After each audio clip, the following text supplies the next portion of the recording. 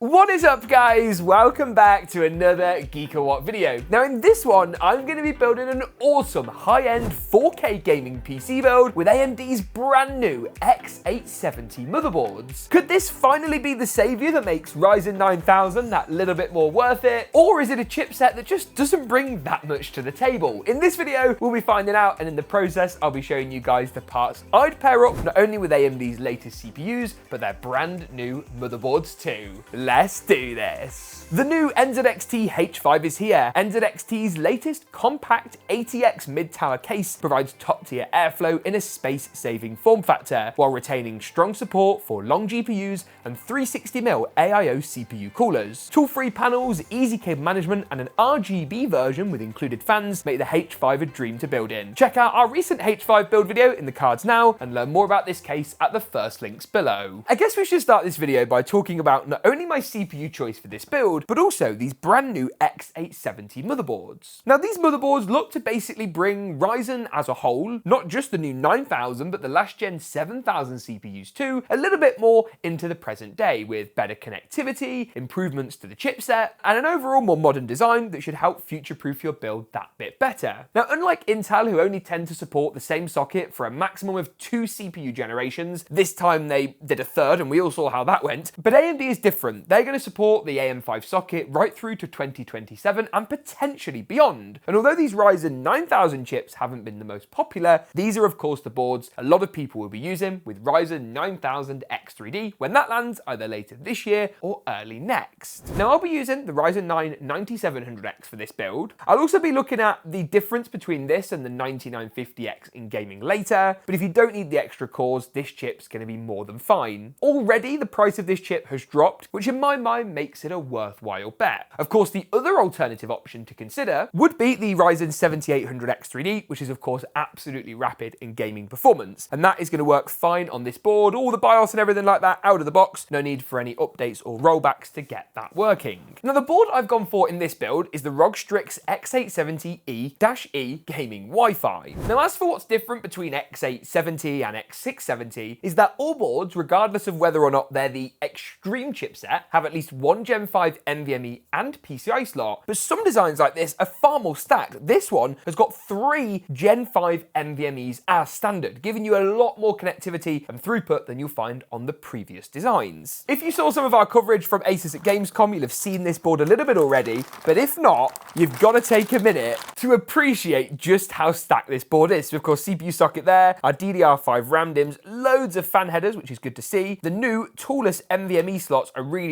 easy, so they just pop on and off, literally one-handed. This has also got ASUS's new PCI latch system, which means you can pull the card out without needing to push this down or activate any sort of buttons. Of course, got our PCI Gen 5 NVMe slot and our 3 Gen 5 M.2s. You've got extra M.2 NVMe's down below as well. Q-code display for easy diagnostics, all of the I.O. including 2 USB 3 Type A connectors. Then moving around to the rear I.O., you'll see that it is stacked. We've got our USB 4 ports here, so these are 40 gigabit for these top 2. The third is only 10 gig. And then we've got our 10 gig USB Type A's as well, and a 20 gigabit USB-C port with extra power delivery down the bottom. Wi-Fi 7.2, as well as 2 3.5mm and an optical audio out. This board is absolutely flying. Now, for a board and a build like this, we of course need some nice memory and of course a fast SSD to go with it. As far as memory is concerned, I've gone for this G.SKILL Trident Z5 Neo RGB. This is all black with a nice RGB heat spreader on top and comes in with pretty quick speeds too. This particular kit is CL30, making it really snappy at 6000 megahertz. Storage-wise, I have gone Gen 4, which feels weird against a backdrop of more and more Gen 5 slots on these boards. This is the Samsung 990 Pro. Now this still gives us in the region of 7 gigabytes per second, so 7000 meg on the read and the write, and you can learn about why I love this drive so much in our review in the cards section now. I'm going to start by installing the CPU into the socket by lifting the arm up, lifting the socket cover up, and dropping our Ryzen 9000 chip into place, followed by the memory going in slots 2 and slots 4, giving 2 spares for future upgrades, before adding the 990 into the toolless NVMe slot, both in terms of the heatsink being toolless and the actual retention for the drive itself. And once all of that is done, we're pretty much good to go.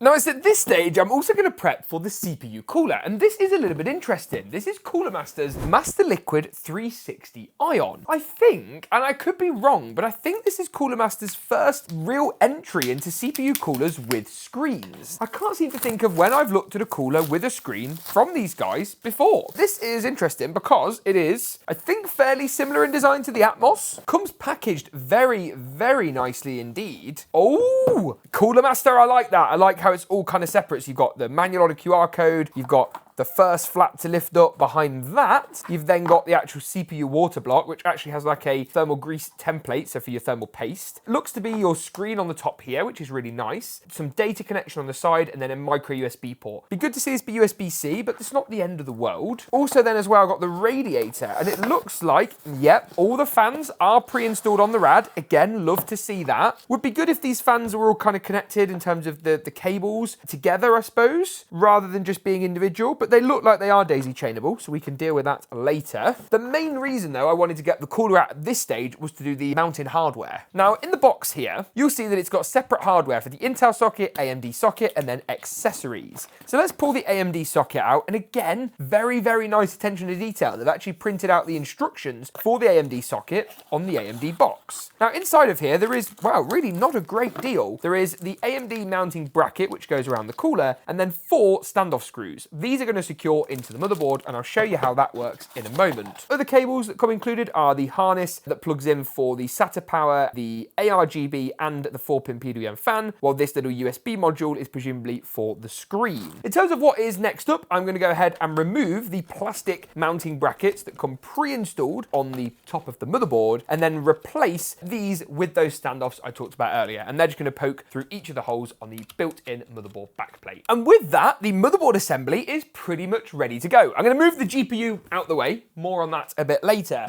and instead bring in this. Now this is the case that I'll be using for the build today, and I have to say, my first impressions are that I absolutely love it. I first saw this at Computex, and this is Antec's new C8 wood. Now this is very similar to chassis on the market like the Corsair 6500, but that was a case that had some, well, complaints around build quality. And I have to say, from my initial impressions, to have those same problems, that top panel feels absolutely perfect. The glass side panel is really easy, just pops out, no screws, fully toolless. It's got bags of space inside with room for E80X motherboards, GPUs up to 440mm in length because of this huge clearance. Intake, of course, on the side, the bottom, with exhaust at the top and the rear. Rubber grommets, which hide all the holes really nicely. Loads of radiator mounting with different rails at the top, which is great to see. You can only fit 360s in this, so no 420s, but that does help keep the thing a little bit more compact. Well, if I spin around to the rear of the case, you'll see that it's a pretty typical dual chamber design, but one that seems fairly well executed. You've got this nice air duct design, which is removable, but that aims to basically channel the intake air straight through into the main chamber, stop it getting caught up at the rear. I have got some fans, I'll be popping in this later, but of course leaving this fan choice to you is what a lot of people at the higher end in the market would prefer. Now, in terms of installing the motherboard, I'd normally check that all the standoffs are okay, but it's an ATX board, an ATX case, we're not going to have any problems, which basically means all I need to do is slide the motherboard into place, and the slightly raised center standoff will hold it there while I screw it down. 3 screws at the top, 3 along the middle, and 3 down the bottom, and I have to say, it's all matching very well so far. Once that's in, I'm then going to shift my attention to the cooler. Now, I said earlier that there's just a little bit of work that needs to be done, and there is basically just a plate which needs to be popped onto the bottom of the cooler. So you can see here that this should just twist on. Yeah, there we go. So that's going to be the right mounting hardware basically for AMD processors, and I'll be installing the cooler at the top of the case. Now, this is slightly unusual from Cooler Master in that normally you would have the cooler with the tubes on the right, but if I want to do that, all my cables are going to be on the wrong side. I'm going to need to switch them. It will depend naturally on your build config. That, I suppose, is one of the advantages / disadvantages of this, to allow me to remove these fans, flip them the other way around, and then proceed with the cooler installation. Now is the tricky bit though of trying to actually get all of the cables for this radiator run and actually hold the rad in place while getting it screwed down. It's a bit of a balancing act. Wish me luck. The good news is once you've got even just 2 screws into the radiator, that will be enough to hold it into place. Of course, you want to go ahead and install basically all the screws to fully secure it, but once 2 are in, that'll hold it into place. And you can see what I mean now about the tubes being on this side. I think that's just going to work a lot better for the build in general. So I'm going to get all of these screws in and rejoin you in a moment. I'm then going to add some thermal paste onto the CPU. You want a large grain of rice. That's going to be about right. Pop the rest of your thermal paste away and then drop the CPU water block nicely on top of the CPU. Go ahead and get all of your thumb screws on, so just one on each corner, tighten them up with a Phillips head screwdriver, and then add on all of the cables I might need and tuck those away for a little bit later. These little cable clips as well are absolutely awesome. So good work, Cooler Master. I like these a lot, and they're just going to help to manage the actual radiator tubes themselves and keep everything looking nice and neat and tidy. The next step in the build then is the power supply, and then I can move on to the GPU. Now this is Cooler Master's MWE Gold V2 1050. The reason I've gone for 1050 watts, even though it's arguably slightly overkill, is because of the high-end nature of the GPU in this build,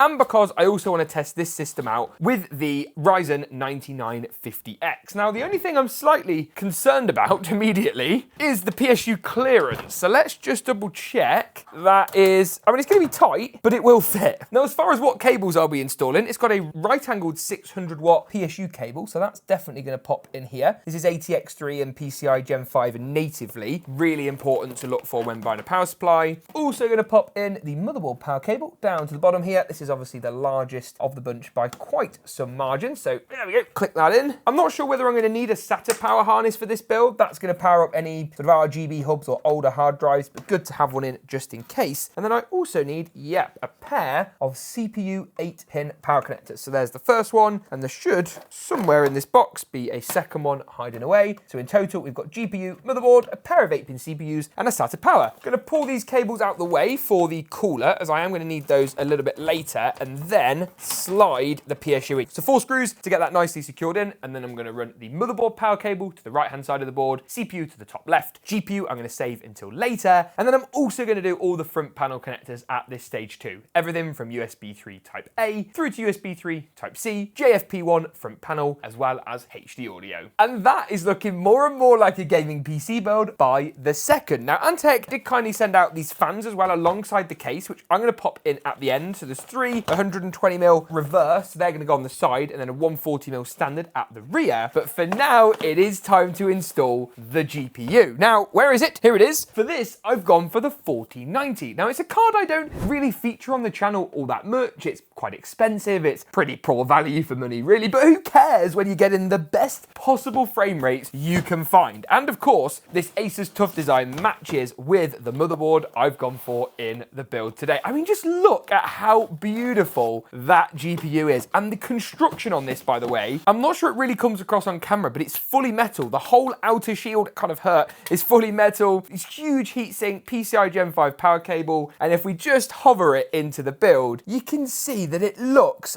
phenomenal. Now, talking of which, hovering it in, we're going to need to remove the 2nd and 4th PCI slots. Quite unusual, really, because we've got all this M.2 paraphernalia at the top. It's not slots 2 and 3. It's actually slots 3 and slots 4. Now, you want to keep a hold of the retention screws, of course, that you'll be using to take the lanes out, as these are what I'll be using to secure the GPU back in. Should just be a case of sliding this in, all fully toolless. You haven't even got to push the notch back, I don't believe. Bit of pressure, is that in? Nope, not quite. Get it lined up. Aha, that is installed. A bit of a weird installation method from ASUS here, because it's fully toolless from both an installation and a removal point of view. That can make it a bit more challenging, but click it in, make sure it's firmly and fully seated, and you should be good to go. Now, Cooler Master do include a right-angled bracket, which looks to work quite well for the config today and the design of this particular ASUS GPU. Because if the right angle was the other way, I'm not sure it would look as clean, but in this build, it's perfect. So good that the GPU and the power connector seem to be working quite nicely together. As I say, only 1 or 2 bits left to go, just those fans to pop in. What do you guys think of this build, and how does it perform? Well, of course, we'll find out in just a moment.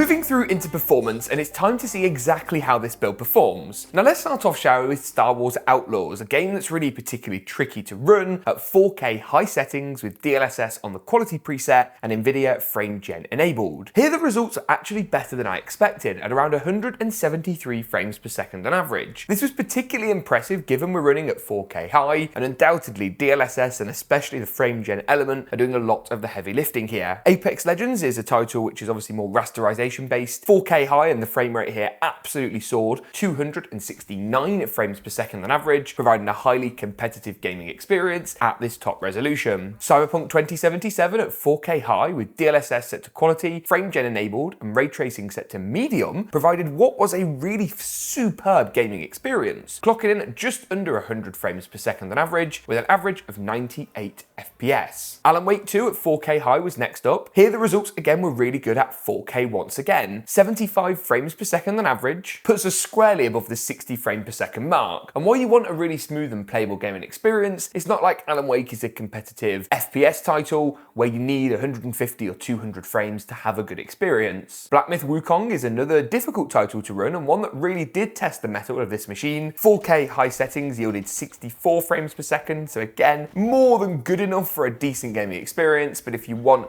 those higher, smoother frame rates, you may need to drop to 1440p. Finally, the last title on the list to test was of course Fortnite. Everybody always asks me to test this. 1080p competitive settings, that's everything tuned down to low, except the render distance, which is set to far, and the build achieved an astonishing 387 FPS on average. What do you guys think of the performance of this build, the build in general, and of course those new X870 motherboards? Let me know down in the comments below. Make sure you get subscribed if you aren't already. Thanks for watching, and as always, we'll see you in the next one.